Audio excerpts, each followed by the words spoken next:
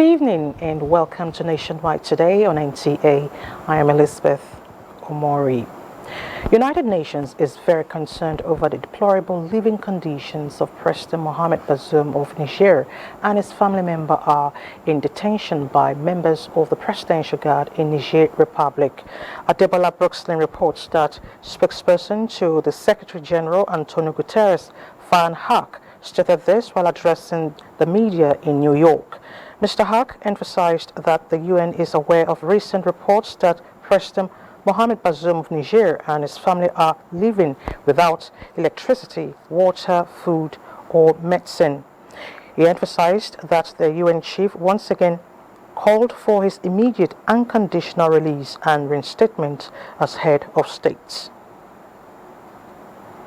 He urgently calls for their unconditional release and for the strict adherence to Niger's international human rights obligations.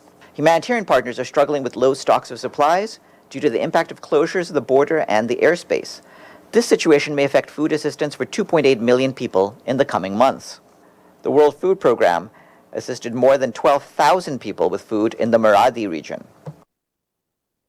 The spokesperson notes that UN has obtained authorizations from the Niger de facto authorities to carry out 4 flights from Niamey to Ouagadougou using UN humanitarian airstrikes to temporarily relocate 49 families. And guests on Good Morning Nigeria are suggesting that diligent diplomatic approach and deployment of backdoor channels must be prioritized in seeking solutions to the political situation in Niger Republic. Guests say that though ECOWAS is not wrong in activating its standby force, resorting to military force must be the last option. Lydia Sampson reports. The situation in Niger Republic is one the guests agree is an ugly reality that is unconstitutional. They are of the view that ECOWAS must continue engaging through dialogue towards an amicable resolution. They caution that the international dimension must also be tackled to mitigate unnecessary escalation. There is no likelihood of a war, of Nigeria going to wage a war. I don't think the president will be that irrational to want to do that. The ECOWAS must think in terms of what objectives do we have there. The first objective is to restore democracy. How do you restore democracy? Is it by pushing out another objective is to get rid of this military yoga. If the one who has taken over power now has a better way of running Niger, good luck to him. But they must follow the constitutional and the institutional means of running a nation, which is democracy. And the right way is that if you have taken power, which is unconstitutional. The international experts also urge ECOWAS to be open to restoring institutional democracy with give and take without negating ECOWAS protocol or causing bloodshed. We have in the circumstance is for ECOWAS to resolve unanimously and take its position and do the obvious, which is to bring the constitutional order and then to restore peace and stability. ECOWAS is fully within its right, within its mandate, within its powers, and within its moral compass to take the steps it has taken so far to restore constitutional order in Niger Republic, to restore the President Bazoum in Niger. They are optimistic that with due diligence and continuous engagement and interface, the junta might be persuaded to modify their stance. In Abuja, Lydia Sampson, NTA News. To internal security, the Nigerian Army Resource Center is upscaling the capacity of officers on strategic leadership and national security. Defense correspondent Ismail Musa reports that the Chief of Army Staff, Major General Taurid Lagbaja, enjoined graduates to be proactive in tackling emerging threats. We have succeeded in drinking from this fountain of knowledge. Nigerian Army officers of the rank of Lieutenant Colonel and Colonel have concluded an 11-month course on strategic leadership management. The training is meant to equip them for effective command and control roles. The ultimate goal is to enable the officers to develop indigenous solutions to address emerging security challenges across the country. The knowledge that I've acquired on this course will go a long way to enhance their performance on the job, as they are expected to operate at the military strategic level of operation. And so they will bring the competencies of defense management, critical thinking, leadership, and operational arts to bear in the field. And we expect improved efficiencies of the units and formations that these officers will command in the field. Each of the leadership levels comes with its challenge, but the center believes that effective communication will enhance proactive operations that will combat the nation's complex security challenges. We are continuously training and retraining all levels of personnel, not only of the Nigerian Army and other security agencies, but Nigerians generally. And the center is contributing its own quota to human development, human capacity development. What we are trying to do is to bridge the gap between the combatant officers and the regular, so that they can assist in providing advice to aid decision making by the various commanders in the field.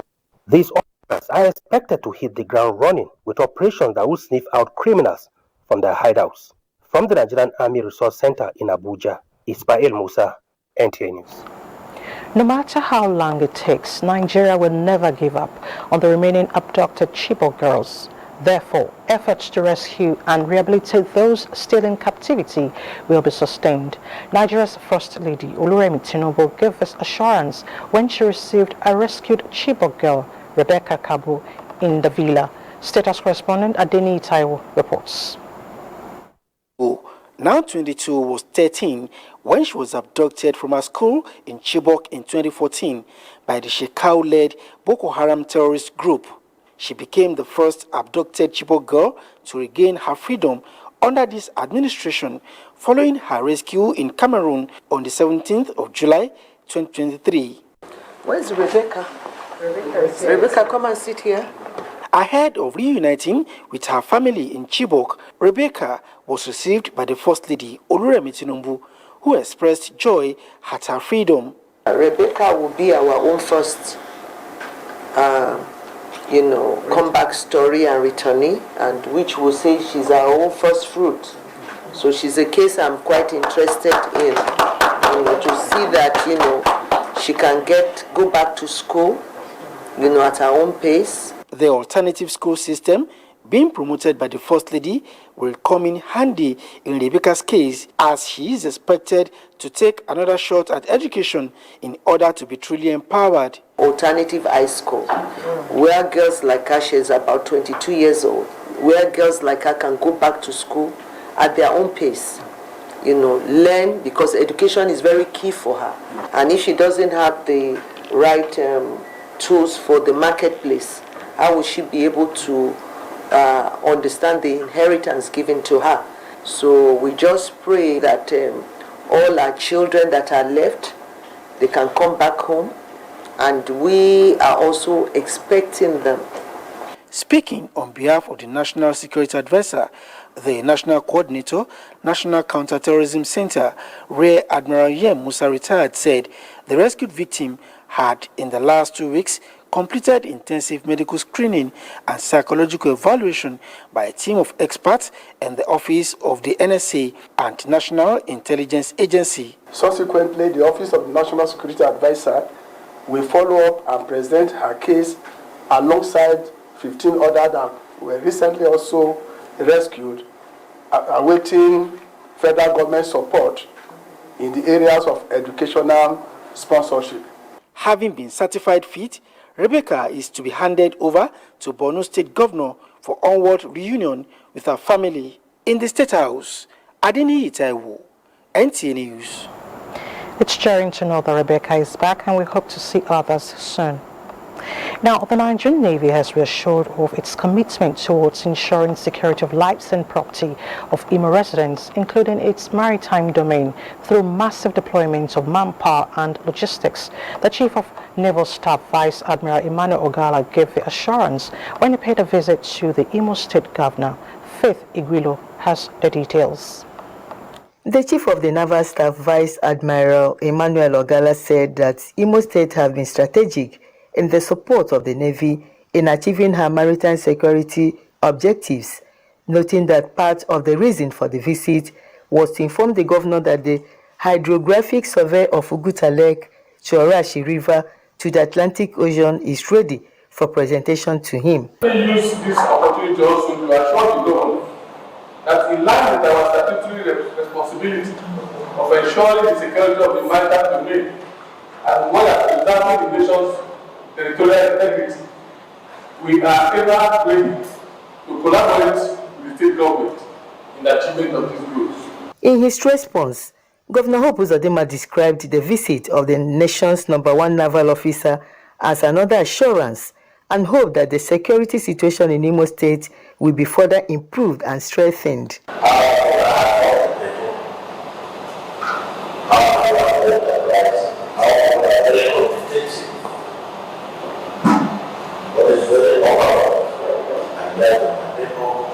The Chief of Naval Staff was accompanied on the visit by principal officers of the Navy, the Commander 34 Artillery Brigade Obinze, and the Deputy Commissioner of Police, Imo State. In Owerri, I am Faith Iguilo, NTA.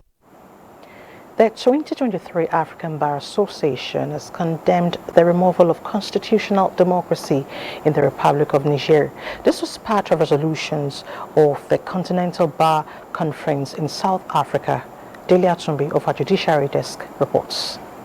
Conference took a look at the observance of rule of law on the continent of Africa. Participants condemned the coup in Niger Republic and demanded immediate restoration of constitutional democracy. The African Bar Association Conference frowned at the ousting of democratically elected governments on the continent. So I thank ECOWAS for the response. I do not support military intervention. The African Bar has made it clear today that it wants diplomacy to succeed and it wants the military to hand over, to leave the seat of government as quickly as possible and hand over to the democratically elected government. In short, our demand here today is that civilian rule be restored immediately. The purported clampdown on the opposition leaders in Senegal also attracted the attention of the African Bar Association's conference. Participants frowned at the alleged disregard to the fundamental rights of the people. The Continental Bar cautioned that respect for the rule of law is the foundation of constitutional democracy. As for Senegal, we have made it clear here too, the decision was reached here, that the Senegalese government should rethink its illegal actions. The Continental Bar equally expressed its displeasure over the disobedience of court orders by government institutions. The Bar identified the rule of law as the solution to the challenges being faced by the African continent. From Pretoria, Dele Atumbi, NTA News. In other news, Chairman of the Police Service Commission, Dr. Solomon Arase, says Nigeria needs responsible police force that will respect rights of the citizens. He says this when delegations from the United States of America and the United Kingdom visited the Commission in Abuja. In a statement, Arase noted that the Commission decided to set up the Compliance and Monitoring Unit in the police force to ensure that the rights of citizens are protected and unprofessional police officers are sanctioned for misconduct. He confirmed that the Commission and the police are united in the fight to stamp out human rights abuses in the country, and the Commission will no longer tolerate detentions contrary to the provisions of the law. Meanwhile, leader of the United States delegation said they are in Nigeria to assist in strengthening the rule of law, and PSC is a key stakeholder in the project. Similarly, Mr. Grimson of the National Crime Agency of the British High Commission promised to partner the Commission in training personnel of the Nigeria Police. And you're watching Nationwide on NTA. Let's head to Lagos, where Adeola is standing by with some reports. Adeola, over to you. Thank you, Elizabeth. Lagos State government has expressed readiness to collaborate with the Polish government to enhance bilateral trade relations and explore other areas of symbiotic benefits for economic development of the state. Deputy Governor Obafemi Hamzat stated this when he granted audience to the Polish ambassador to Nigeria at the State House in Ikeja, Lagos. Musa Toliat completes the report. the need to enhance trade relations and open up new frontiers of commerce with the Polish business community in Lagos necessitated the visit by the Polish envoy to the State House. We have enjoyed very good diplomatic relations with decades, and I hope to enhance them and to develop our bilateral relations in trade. Deputy Governor Obafemi Hamzat told the Polish ambassador that Lagos State is open to new relations that offer a win-win business opportunities for the benefit of citizens in the state. We are happy to work with your head of trade to see what we can do, and interaction through our Ministry of Industry and Commerce. You are producing things that are of similar quality with Germany, but the prices are lower. So it makes economic sense for us to work. Nigeria and Poland have few existing bilateral agreements, including trade agreement in 1962, Memorandum of Understanding on Political Consultations in 2012, and Agreement on Strategic Partnership signed in 2013. In Lagos, Musa Toliat, NTA News. The Eko Bridge is receiving a facelift with the ongoing rehabilitation exercise from the Alaka end of the bridge through Ijora Olokma down to Akbongbong. This periodic maintenance, according to the Federal Ministry of Works and Housing, is to boost the integrity of the bridge. Kehinde Adebisi reports. A tour around the portions marked for repairs at Ijora Olokma, Costain and Alaka shows the rehabilitation is in earnest, and contractors are working assiduously to meet the 40 days deadline. There are some piers to be worked on. We're actually working on those piers. There are some bearings that are completely gone, they are damaged, and if they are not attended to on time, they could damage the integrity of the bridge. So that is why we have this closure. But we are still pleading with the people again. There will still be intermittent closures, but they are not going to be long. Some road users who spoke with NTA News say, though the repair work is necessary, they're hopeful that the stipulated timeline will not be exceeded. So I will also advise the government to please provide security, our road traffic warden officer to be here. Anything that federal government is doing on this road, they should quickly do it speedily on it, they should quickly work on it. Halfway gone into the 40 days, it is expected that the road maintenance, once completed, will reduce travel time for Lagos residents and cut short wasted hours in traffic. In Lagos, Kehinde Adebisi, NTA News. Do not forget to follow this news broadcast live on our website at nta.ng/live and on our other social media handles displayed on the screen for updates. Charles Abba in our Makurdi Network Center is waiting to take us through the next set of reports after this break. To stay with us.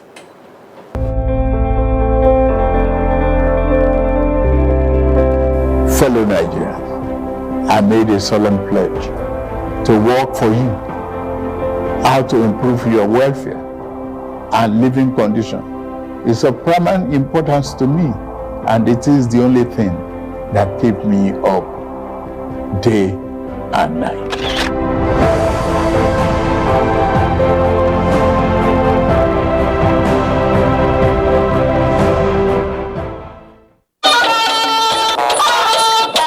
We can file your Saturday delight, going to places from the obscure to the hinterland and cities, bringing you development stories and perspectives, connecting the people with government and stakeholders on critical issues of our national life. We are live in Abuja.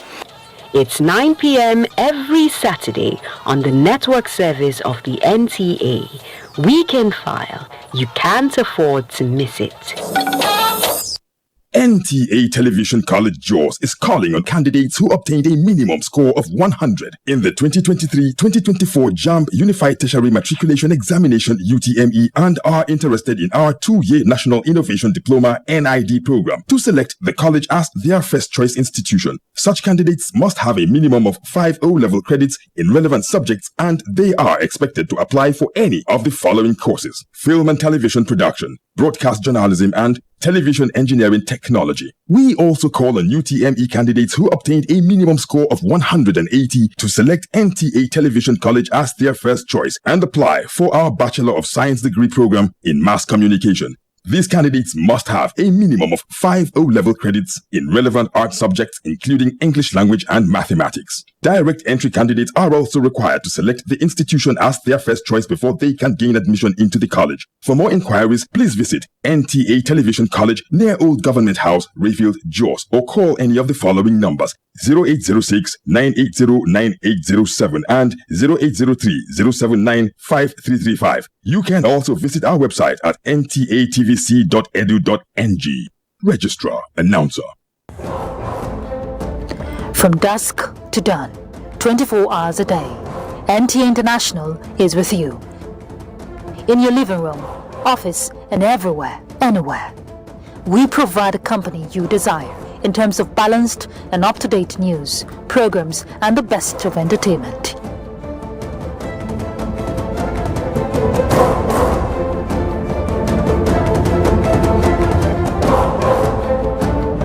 Tune in to DSTV channel 251, GoTV channel 91, Freeview channel 264, or live streaming via www.visiontv.co.uk. Application for iOS or Android. Intelsat 901/332.5 degrees east. You can also see us on Facebook and YouTube for quality content on the go. NTA International, Africa's window to the world.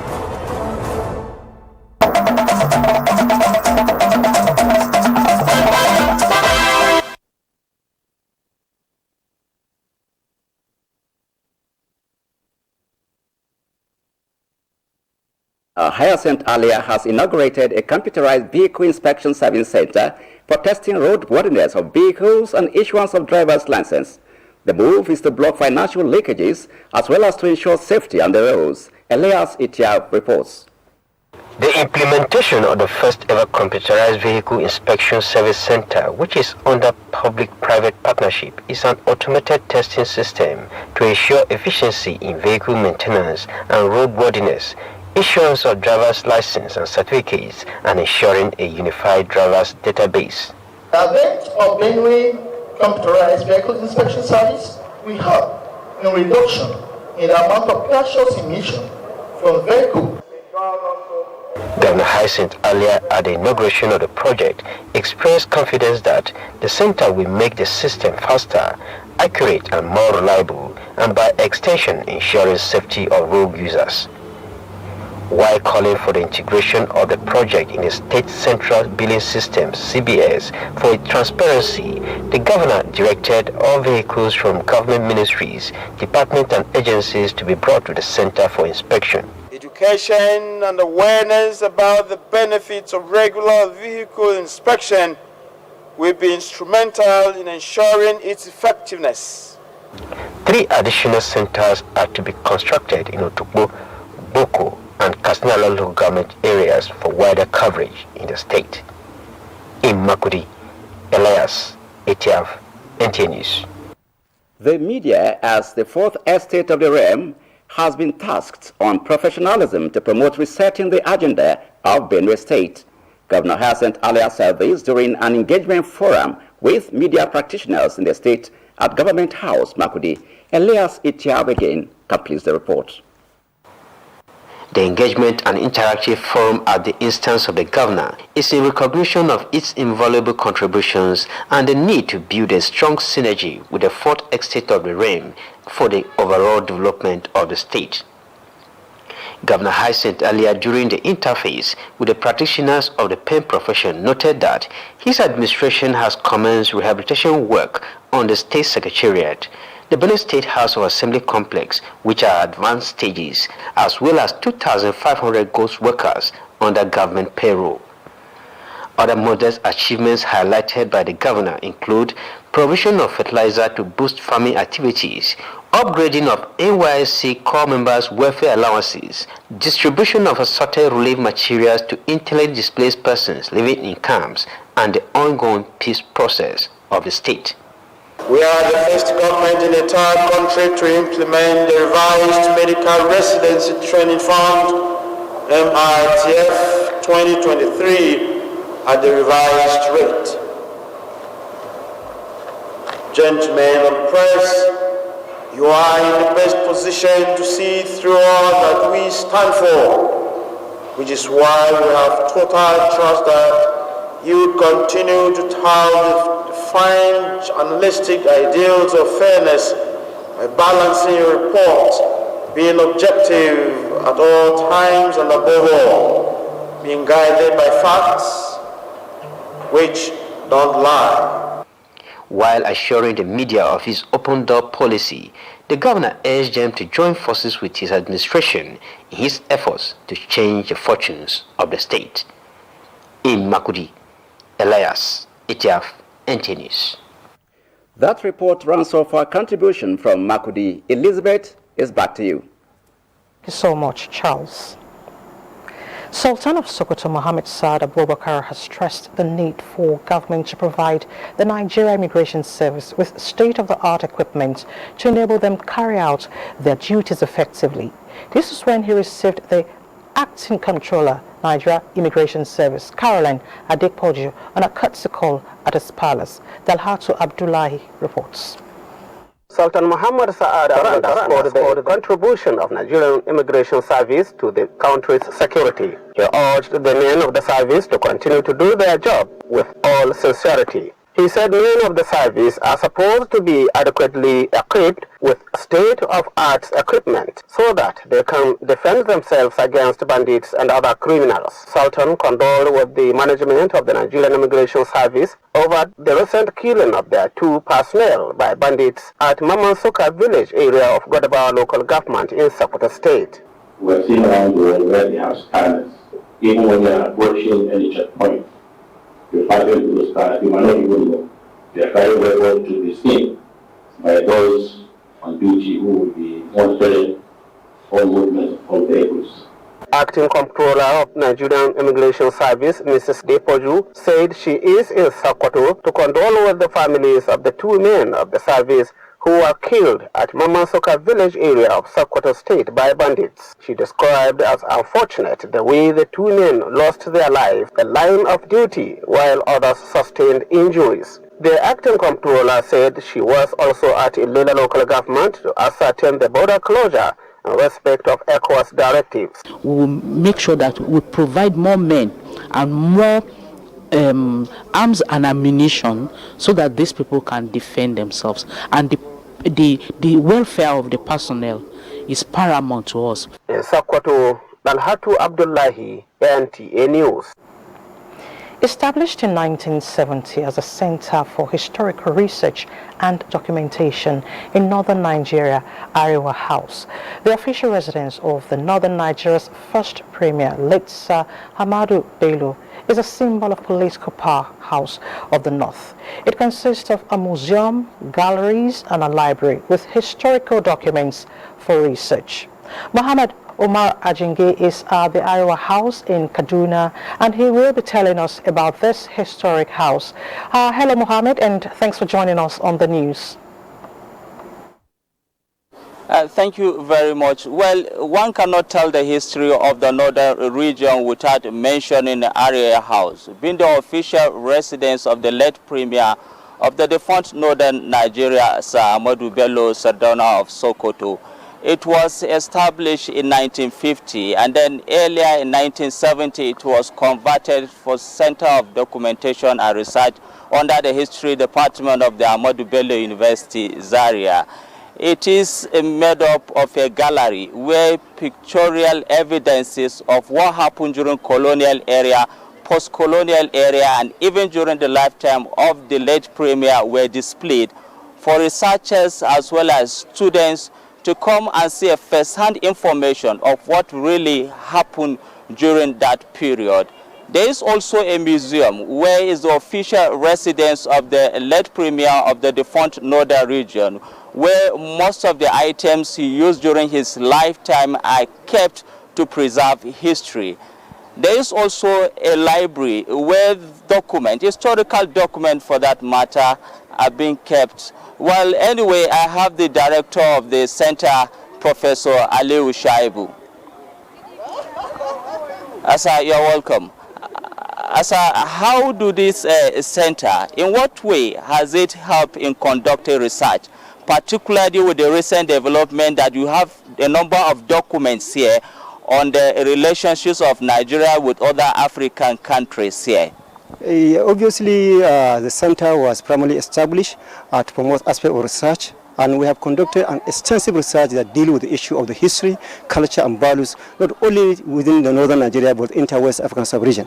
We have been conducting research, and that is the main aspect, that the library and archives have been established within the center. And we have so many volumes of research that borders on economy, history, culture, and politics, particularly within the West African sub-region and Africa in general. Well, we're at the moment with the recent development in Niger, we understand you have some document on the long-standing relationship between Nigeria and Niger, where academicians and researchers can come in and look at this document in order for them to really have some, to arm themselves with facts to advise the ECOWAS and the Nigerian government on the right steps to take. What will you say? No, obviously we have a volume of so many other important historical research that bordered on not only within the relation between Nigeria and Niger, but the inter-West African sub-region, because you cannot actually divide or draw a line between Nigeria and other West African sub-region. When you are talking about Nigeria, we are talking about the Hausa land, we are talking about the Songhai Empire, we are talking about Mali Empire, and these are entirely the inter-region that covers the these particular ancient empires that made up the polity of the inter-West African sub-region. Therefore, that is why in Niger, you can look at the demography. You see the population of Niger consists about 45% house ethnic group, and we have the Fulani ethnic group that consists about 25%. You have about 15% that constitute the Kanuri ethnic group. And if you are talking about this, the Zabarmawa, who are also another important ethnic group in Niger, they are also part of Nigeria. Therefore, Nigeria, Burkina Faso, Mali, and Guinea, these are all entities that actually made up a one single polity in the past, that is the Songhai Empire. Therefore, there are so many important aspects which actually you can find it in our archives and our library that actually deal with the issue of history and polity that made up this particular region. Well, thank you very much, sir. Arewa House is a place to visit to see some of this historical document, but we'll now hand over to Ibadan for continuation of our program.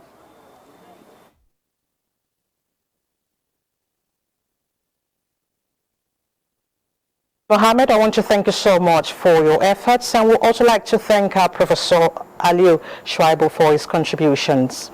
All right, moving on now to alleviate hardships associated with fuel subsidy removal on the citizens. Yobe state government has flagged off the distribution of palliatives to 3,000 vulnerable households in Yobe East Senatorial District. Yunus Sulaiman reports that the initiative is targeting 400,000 persons in the 3 senatorial districts of the state. This is in addition to 10,000 bags of assorted rice procured for distribution to indigent persons in society. Inauguration of the Yobe State Committee on Palliatives by Governor Mai Mala Buni, the committee has set wheels on motion where it flags off the distribution of palliatives to vulnerable members of the society. In this phase, 3,000 vulnerable households are being targeted to benefit from this gesture. The 3,000 beneficiaries were carefully selected from Damaturu, one out of the 7 local government areas that formed Yobe East Zone, after meeting up with the committee's criteria. It will really assist us as a student because people are really suffering and there's hunger in the town, so at least this will help a lot. We are really thank the effort of Yobe State government for this kind of palliatives given to us. Governor Mai Mala Buni, who is the committee's chairman represented, says the target is to reach out to 80,000 vulnerable households across 14,500 communities in the state. So we are urging on people to ensure the input items were being utilized in their homes. We created a call-free line for complaint mechanism, and we have the numbers of beneficiaries. We'll take a random sample and ask them if they received the item, what is the value chain and how they use it. And this thing will continue, and our complaint system is open. For Yobe South and North zones, the distribution exercise is expected to take place in Damagum and Jakusko towns. In Damaturu, Yunus Suleiman, NTA News. And for more reports on Nationwide, let's join Kemi in Ibadan. Elizabeth, and welcome to Ibadan. Employees' productivity is said to be critical to the success of any organization and is influenced by many factors, which include workers' wellness. This is why the Hydroelectric Power Producing Area Development Commission, Hypertech, in conjunction with a private medical center, is offering free medical checkup and health talk to its staff in Kwara State to enhance their performance. Abdul Hafiz Alaya's report is here presented. The 5-day health program kicked off with comprehensive medical checkup for Hypertech staff, including checking of blood pressure and sugar level, among other tests. Health talks on management of systemic hypertension and diabetes mellitus, as well as glaucoma, were delivered as workers were encouraged to do away with lifestyles that trigger the diseases while embracing a healthy living culture. We also discussed the importance of getting screened for these conditions, especially among busy professionals like members of staff of Hypertech, getting screened periodically for these conditions and the importance of adhering to medications and doctor's advice. Blindness from glaucoma is preventable. And how do we prevent it? Check your eyes every year. To the staff of Hypertech in Kwara State, the program will put them in perfect health condition to perform optimally in the course of discharging their duties. Most of our work is done on field. They want to enhance our well-being, to increase our productivity in the workplace. We should take exercise, eat well, and a lot of medical advice has been given to us, so it really benefits us. The health talk and medical screening will last for 5 days. Medical practitioners have highlighted redness, pain, or problems with vision as some symptoms of eye infections in people. Rafia Nimashan Badmus reports that treatment of eye infection is key to avoid total blindness. Studies from the Baptist Eye Surgeons publication reveal that eye infections affect millions of people. Although eye infections have similar symptoms, the varieties include conjunctivitis, keratitis, cellulitis. Conjunctivitis is the most common, with the peculiar symptoms of reddish or pink color. The infected eye may feel itchy, discharge, and can make it difficult to open the affected eye. Members of the public spoke to NTA News on how much they know about conjunctivitis. It's not something that happens to people around me frequently. As old as I'm right now, I can't remember the last time it happened to anybody. The best thing is just to visit hospital and to use sunshade when you're in the sun. An ophthalmologist and glaucoma expert said that bacterial and viral conjunctivitis are contagious. A child that has learned and keeps to proper hand washing, even if they come in contact with such particles from their table or from a fellow student, but because they regularly wash their hands with soap and water, that will prevent them from having such common infection. Most of these viral conjunctivitis are self-limiting. They go on their own after running their course. Medical experts say it is important to go for checkup on suspicion of eye infection. In Ibadan, Rafia Nimashan Badmus, NTA News. And that's it from Ibadan. Elizabeth, it's back to you.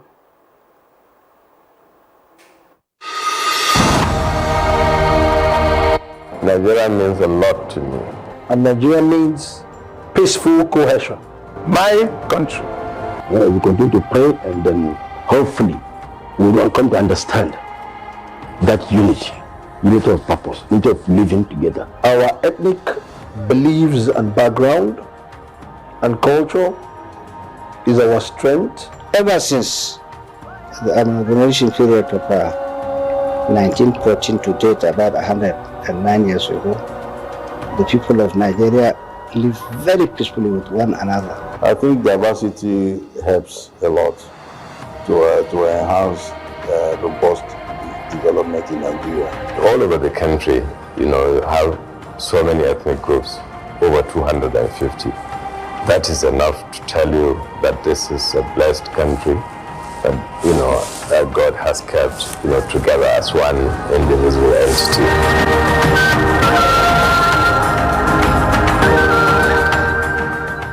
Next week, we revisit Kadam, an NGO founded in 1991 to cater to the treatment and rehabilitation of drug addicts.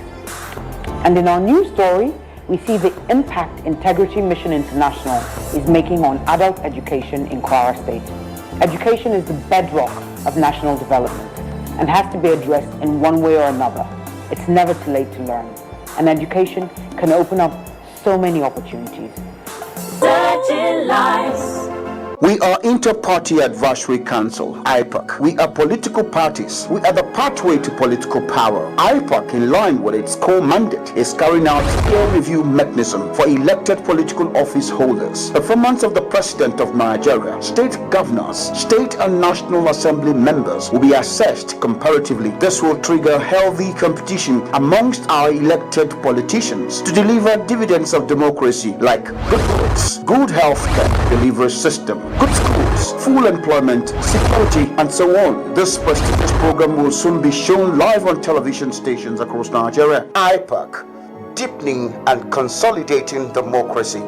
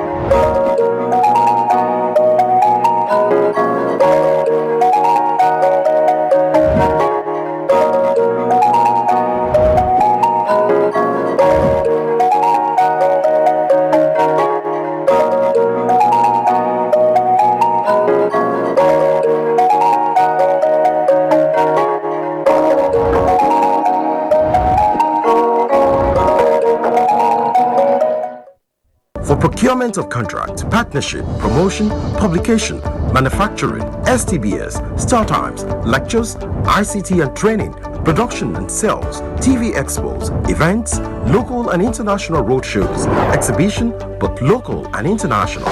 We are at Area 11 Garkia, Abuja, opposite Abuja Geographical Information System, AGES, or visit our website www.ntatve.com.ng and our social media platforms, Twitter at NTA TV Enterprise, Facebook, NTA TV Enterprise, Instagram at NTA TV Enterprise, and these numbers on 070-3502-6056, 090-19557180.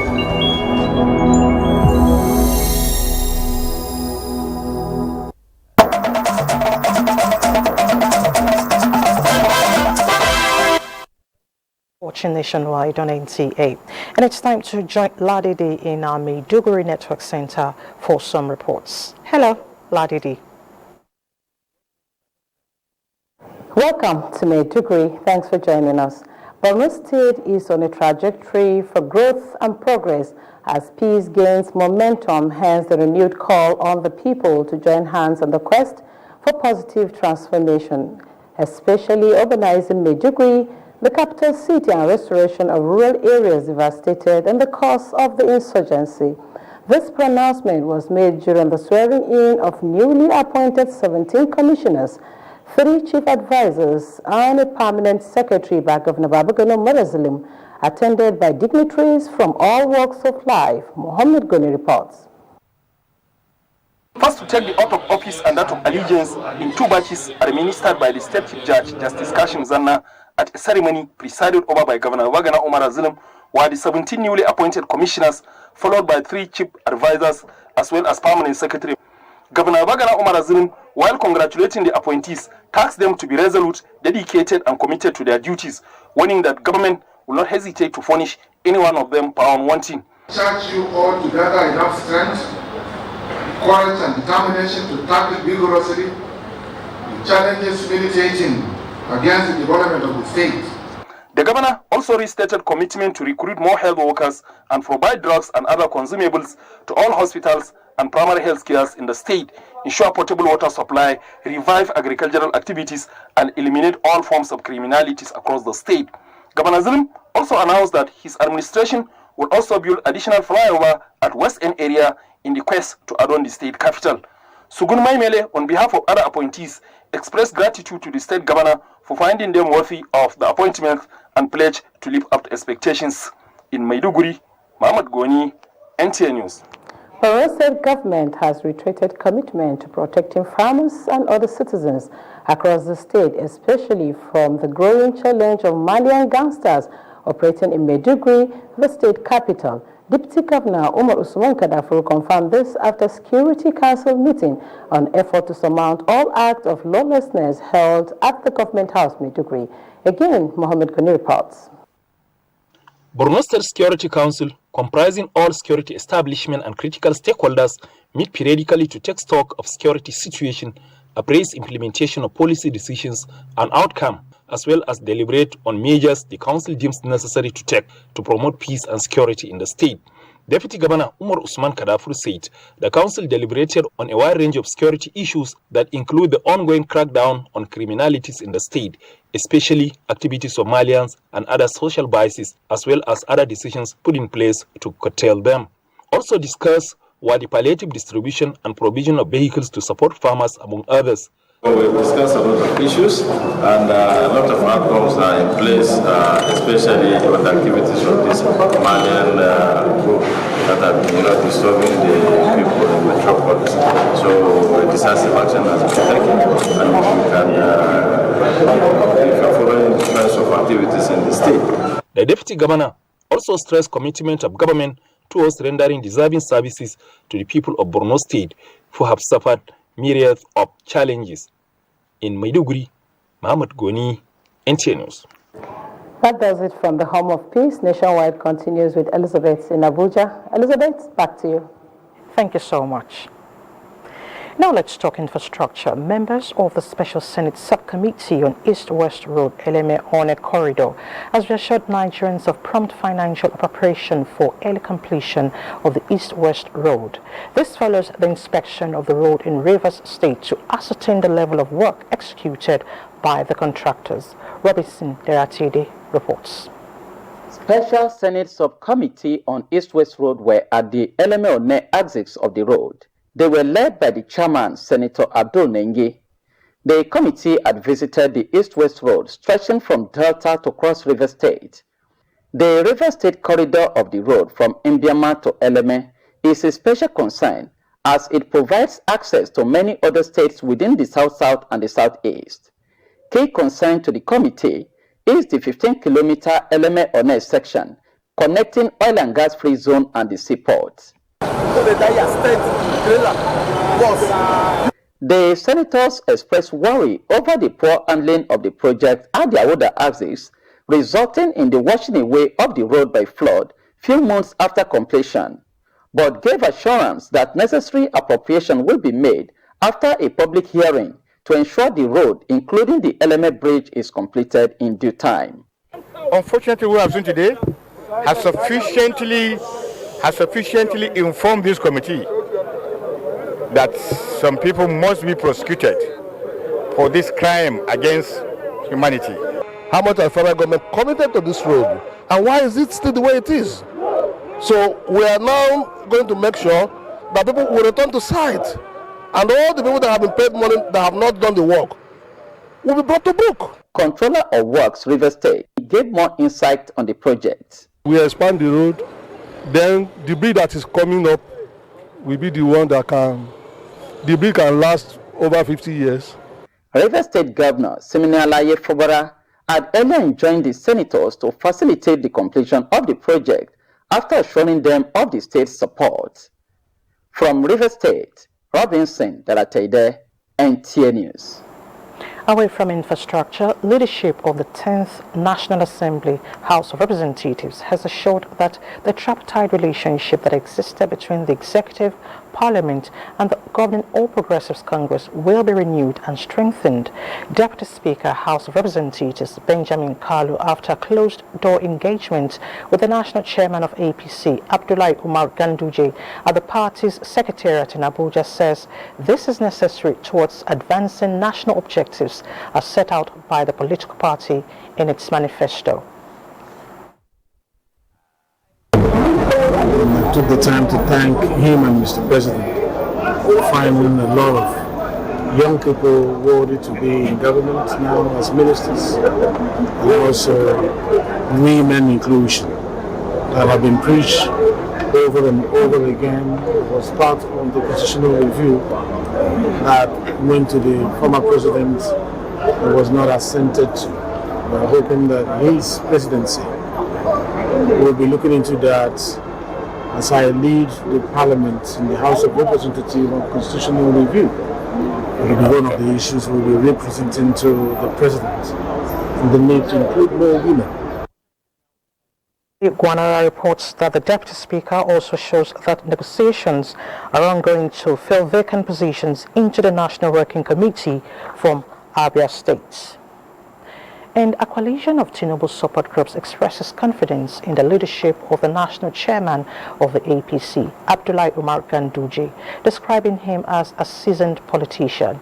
Convener and Global Director General of the coalition, Dwayne Johnson, gave the vote of confidence at a press briefing in Abuja. Governor Ganduje emergence marks the dawn of a new era for the progressive family in Nigeria. The All Progressive Congress, under the visionary leadership of Dr. Abdullahi Ganduje OFR, stand poised to embark on a transformative journey that will propel our nation towards a brighter and more prosperous future.